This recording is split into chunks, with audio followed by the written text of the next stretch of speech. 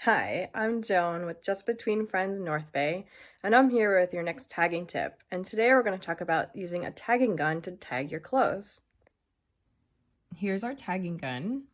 So it usually comes with a little cover on the pin, which I'm going to expose here.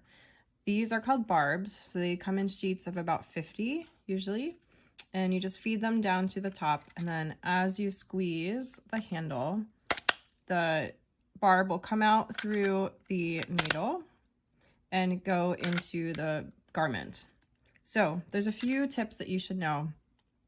We ideally want to tag in the tag of the garment. So you'll take your tag, stick it on the tagging gun, and then put it through the garment tag like that.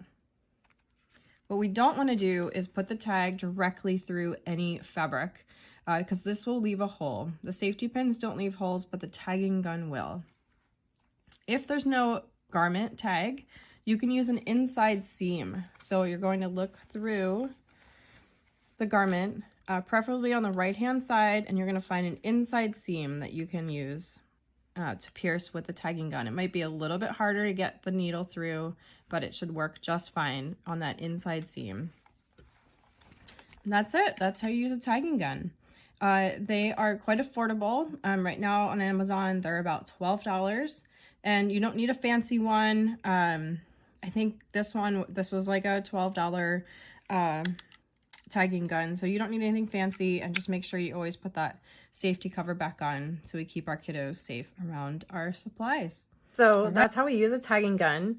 You are welcome to use safety pins, but a tagging gun will save your thumbs from opening all those pins.